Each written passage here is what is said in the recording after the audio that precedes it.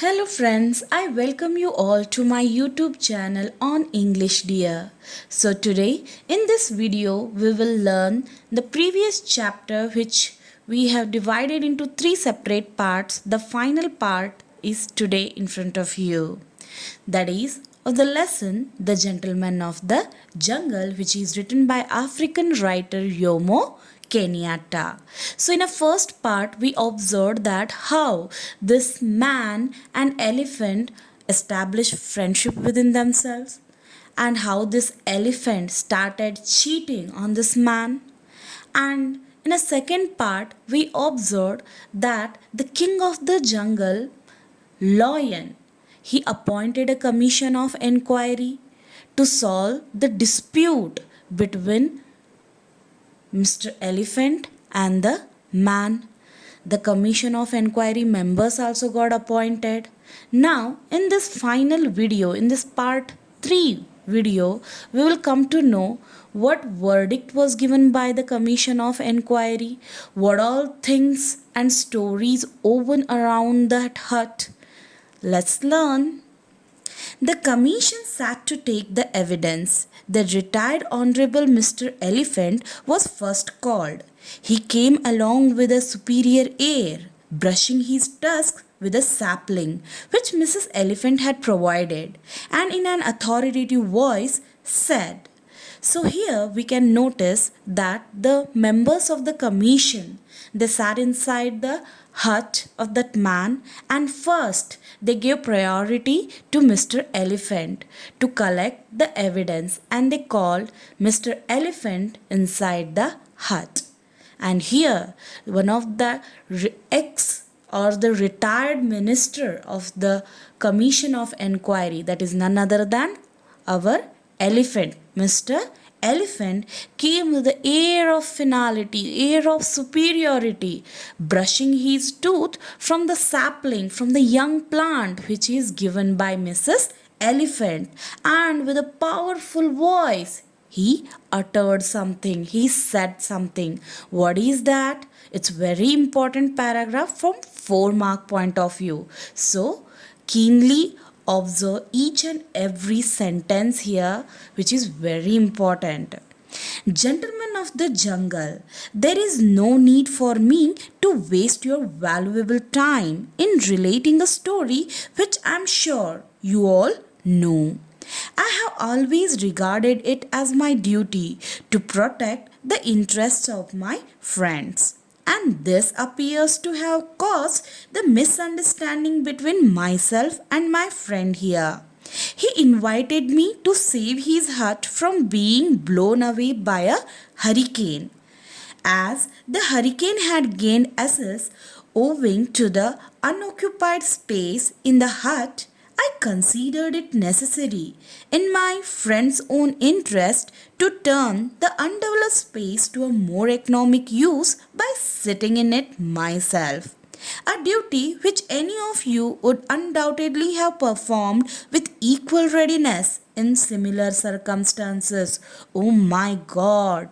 He changed the entire story only. Who? Mr. Elephant. He started giving his own account here. Who? Mr. Elephant. What he uttered, what he said, that gentlemen of the jungle. Who are gentlemen here? The members of the commission. We already know who all are those.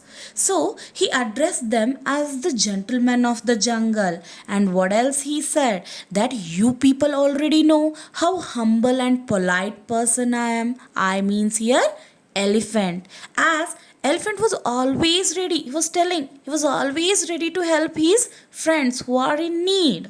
Like that, here man was also in need to use his land, which was economically very useful, and to protect his hut, from hurricane, to save it from blowing away by hurricane. Hurricane means we will call in our normal language as a evil wind. To save his hut from that hurricane, he sat inside that hut just to protect it, means to help that man. And what else he added there? He said that when he sat inside the hut, he observed that this land was economically useful, but this man failed to use that land economically, okay, usefully. So he felt that being a friend, being a person, as he was very humble, it's his duty, it's his humane duty to use this land in an economic way. And further he added that if you people, you means here who? The members of the commission, if they are there in his place, they could have also done the same thing. See what story he own, okay, around the hut. And this poor man, he don't know how to react, what to say, because all are animals only, okay, rather than animals, they all are of same community. So let's see how this man will react to this evidence. Now, after hearing retired Honorable Mr. Elephant's conclusive evidence, see the lines, very important, conclusive evidence. So these members of the commission, they decided that the words, the story which got narrated by this elephant, that was conclusive evidence, that was the final evidence. And the commission called Mr. Hyena and other elders of the jungle, who all supported what Mr. Elephant had said. Poor fellow, that man, because these all elephant friends, okay, Hyena and the commission of, okay, members, they all united, they all are of same community. And now this man, this poor man, we don't know how he will react to this situation. So let's see how he will react to this pathetic condition. They then called the man, who began to give his own account of the dispute. But the commission cut him short, saying, see here, finally they gave chance to that man, and they gave him, okay, order that whatever account, whatever thing he want to tell in front of that commission of inquiry, he has to cut short it. And further, what they said, my good man, please confine yourself to relevant issues. We have already heard the circumstances from various unbiased sources. Really, they were unbiased here? All we wish you to tell us is whether the undeveloped space in your hut was occupied by anyone else before. Mr. Elephant assumed his position. So they gave a chance to man to put his point, and in other hand they snatched that chance also by giving their own account only. What they said, it's very important line, that they asked only one question to that man. What is that question? That whether before this elephant somebody else occupied his hut. The man began to say no, but because he was in complete dilemma what to answer to this question, because we already know these European powers, these European people, how authoritative they are, how powerful they were. So let's see next what happened with that poor man in the story. But at this point, the commission declared that they had heard sufficient evidence from both sides and retired to consider their decision. Now, as we all, okay, we can predict what will be the verdict. These commission of inquiry members, they reach to the final verdict by only listening to that retired honorable Mr. Elephant's long narrative story. What they said, After enjoying a delicious meal at the expense of the retired Honorable Mr. Elephant, they reached their verdict. Verdict means decision, their final decision. Called the man and declared as follows. Very important from here. You can write it as important. Very important for 6 mark and 4 mark point of view. In our opinion, R means who here? The Commission of Enquiry members. In our opinion, this dispute has arisen through a regrettable misunderstanding due to the backwardness of your ideas. So here your means that man. They call that man as a backward, illiterate, who don't know anything. So they mentioned that it was a man's misunderstanding. What else? We consider that Mr. Elephant has fulfilled his sacred duty of protecting your interest. So they called it that whatever Mr. Elephant had done to this man, it was a sacred duty of that elephant. Okay, because he protected his hut from blowing away. This was the thing which those commission of enquiry members decided. As it is clear for your good that the space should be put to its most economic use, and as you yourself have not yet reached the stage of expansion which would enable you to fill it, we consider it necessary to arrange a compromise to suit both parties. So here one point is very clear, that these European people, they used to consider these African people as uneducated. They used to consider them as barbarians who don't know anything, who are unable to take decisions, who can't use their land in a proper way.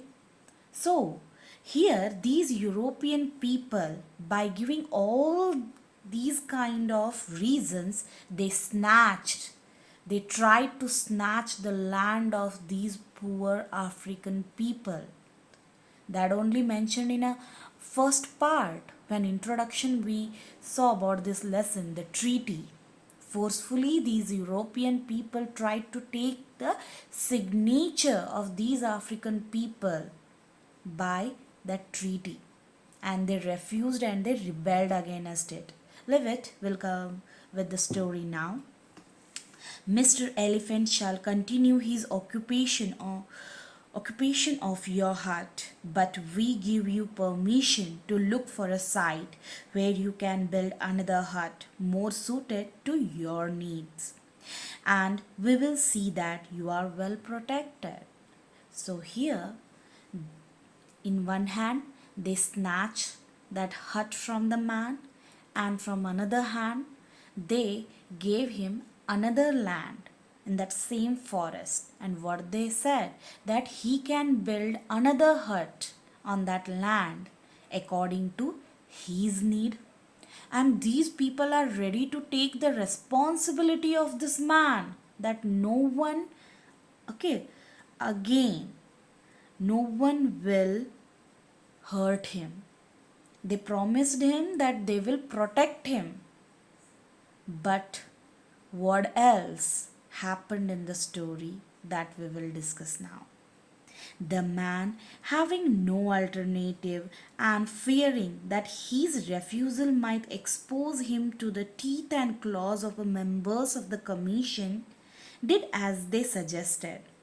But no sooner had he built another hut than Mr. Rhinoceros charged in with his horn lowered and ordered the man to quit. But what happened here? See the destiny of that man. They gave him a land. So here verdict, 1 mark question. The verdict was given in favor of Mr. Elephant. The decision was given in favor of Mr. Elephant, that the hut belongs to this Mr. Elephant. And here they have given a piece of land to that man. that poor man, he don't wanted to become a scapegoat, he don't wanted to face these members of the commission because they all are very strong and he was all alone. So he kept quiet. On that piece of land he built another big and beautiful hut. But no sooner what happened, who saw that hut this time? Mr. Rhinoceros. And what? He occupied that hut. This time, who occupied that man's hut? Mr. Rhino. A royal commission was again appointed to look into the matter, and the same finding was given. Again, Mr. Lion came there. He appointed a commission of inquiry. Again, they started taking evidences, and again, the verdict was given in favor of Mr. Rhinoceros. This procedure was repeated until Mr. Buffalo, Mr. Leopard, Mr. Hyena, and the rest were all accommodated with new hearts. So, one point is clear here. The people of these Africa, they are very innocent. They know how these European people are cheating on them. But because of the power of these European people, because of the unity of these European people, these African people failed somewhat. Later they rebelled against it and they got freedom from these European people. That is a different saga. But before that, they tortured and tormented by these European people like anything. So here we can notice that in this fable, as it got depicted by the characters who are representing Europeans, that is Mr. Buffalo, Mr. Leopard, and Mr. Hyena, and the poor man who represent African people here. So every time they used to occupy the hut, every time the verdict was given in favor of these European or these animals only. So now for everything there is a limit, right? So what happened? We'll see the twist in the story. So let's see what happened in the story. Then the man decided that he must adopt an effective method of protection, since commissions of inquiry did not seem to be of any use to him. Finally, this man realized that whatever is happening is not going properly. So he decided to take his own decision. So he finally took one strong decision against these members of the commission and the animals, or this Mr. Buffalo, leopard, hyena, elephant, rhino, and even the king of the jungle, Mr. Lion. So he sat down and said, in Kikuyu language it is Neng Endati Nedgega Motegi, which means there is nothing that treads on the earth that cannot be trapped. Or in other words, we can say it as, you can fool people for a time but not forever. Right? No? We can cheat, we can harm a person, okay, one time, two time, three time. Later that person will realize, no, that you are cheating, whatever you are doing, it is fake, and he will rebel, he will take his own decision. So here this man also decided to take his own decision. He decided to rebel against these European powers, these animals here. Early one morning, when the huts already occupied by the jungle lords were all beginning to decay and fall to pieces, he went out and built a bigger and better hut a little distance away. So this man was waiting for the opportunity. So that day came. Because huts are made up of straw, so because of the rain and because of the season, those huts started to decay and fall. So this was the best opportunity for that man. So he started building a big and better hut compared to these other hut. So no sooner had Mr. Rhinoceros seen it than he came rushing in, only to find that Mr. Elephant was already inside, sound asleep. So who saw this big and better house? Mr. Rhino. And as we all know, he came inside and he was sleeping. And who was sleeping? Sorry, who was sleeping inside there? It was none other than our elephant. Then Mr. Leopard next came in at the window. Mr. Lion, Mr. Fox, and Mr. Buffalo entered the doors, while Mr. Hyena howled for a place in the shade, and Mr. Alligator basked on the roof. Presently, they all began disputing about their right of penetration, and from disputing, they came to fighting. And while they were all embroiled together, the man set the hut on fire and burnt it to the ground, jungle lords and all. So, finally, when these all animals, Mr. Alligator, Mr. Hyena, Mr. Lion, Mr. Buffalo, Mr. Leopard, and other members, they saw this hut, they started occupying it. Later, they started fighting among themselves that this hut belongs to whom? To show the ownership of that hut, they started fighting within themselves. So the man was eagerly waited for this opportunity only.